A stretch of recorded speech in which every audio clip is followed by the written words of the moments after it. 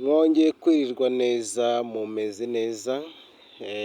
Iri ni isomero rya kabiri, nk'uko twabyiyemeje tugomba kwigana kandi tukamera neza. Tugiye kwigana rero isomo rya kabiri kuri amibe. Murabizi neza ko ubushize nababwiye ibiti ko aho wabikura, ngiye kugira ngo mbisubiremo nihuse, nongeremo n'ibindi bikeya, noneho mbabwire n'uburyo ifatwa.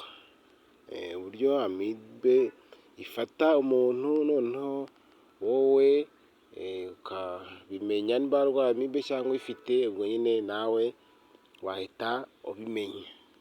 Noneho rero ubwo ikizakurikiraho, ubwo nama tuzabikoraho inshuro 3, ubwo iyi ni iya kabiri nyine ku isomo rya kabiri.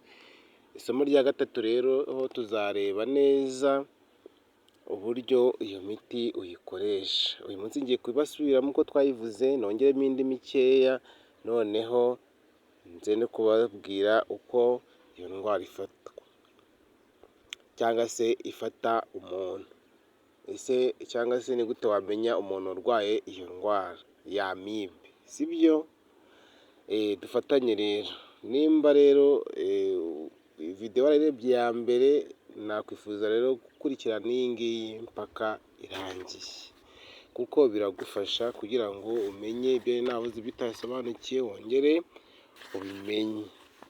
Bityo rero ubwo ikintu tugiye gukora cya mbere, ngiye kubanza mbabwire nyine iyo ndwara twihuse, kugira ngo tutafata iminota myinshi, kandi namwe muba mugomba kugira n'ibindi bintu mukora. Kwiga rero ntabwo ni nko gutinda, uba ugomba kwiga ugasobanukirwa kandi ukabikora neza.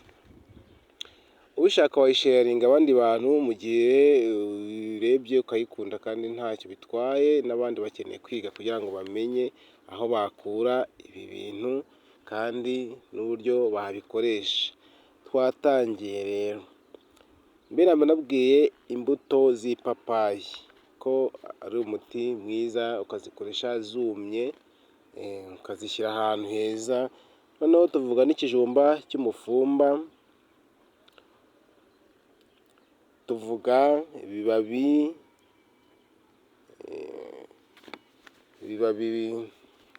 nabyo twabivuzeho, tuvuga amagaju, amababi ya cyoroshya, umuhanga, umwicanzoka, ikiziranyenzi, umunkamba, umuhengeri, urukaraza, umusange, hakiyongeramo n'igi. Ku bantu bakoresha inzoga rero, ufite urwagwa rw'umwikamire narwo urarutegura ukarushyiraho hafi ku bantu banywa akagwa. Ku bantu batanywa urwagwa rero bakoresha igi ribisi, kandi ikintu cyahindutse umuti, ndumva n'urwagwa nta kirwa bitwaye, sibyo? Noneho rero ushobora kwibaza ngo iyi ndwara ese yandura ite? Nari mbabwiye ko ngomba kubanza kubabwira uburyo twavuzeho mbere, kugira ngo muze kubikurikiranya ku bari batabibonye hejuru, ariko nabwo bazagende babirebe, hariho ibyiza byinshi bakongera bagakurikirana. Noneho tugiye kureba uko iyi ndwara ifata. Mwihangane rwose, si ukubatindira, ni ukwiga nyine nta kundi. Icyo wakora nyine mu gihe uri kureba iyi video, ushobora kwandika komenti rwose ukayohereza, ukambwira indwara ushaka ko tuzavugaho ubutaha, ukambwira nyine tukazajya turebaho. Kwandika komenti rwose ukambwira ati reka tubwire kuri iyi ndwara nta ribi, ariko ubwo nabyo birashimishije kandi birakenewe. Ugakora na subscribe kugira ngo iyi video ikomeze ikugereho amahoro, kandi n'abandi ukabasharinga kugira ngo babashe kubana natwe. Noneho rero iyi ndwara ya amibe ubundi ifata ite? Iyi ndwara umuntu uyirwaye mbere na mbere agira ibyo bita kuryaryatwa umubiri.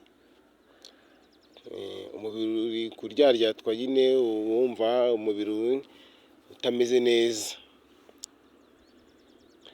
Gufufumanga ugasanga ku mubiri wawe hajeho utuntu tw'udutorotonzi nk'aho imbeho yakwishe. Gutumba inda nyine, ugasanga wabyimbye inda utazi uko byagenze, wenda byatewe n'ibyo wariye. Ibyo byose rero bigufasha kugira gute, kumenya ko urwaye iyo ndwara. Kwinanura bya buri kanya, uba urwaye iyo ndwara. Ibyo ni ibimenyetso bigaragaza ko uyirwaye. Bityo rero ndumva ari aho ngaho isomo ryacu ry'uyu munsi twarisoreza.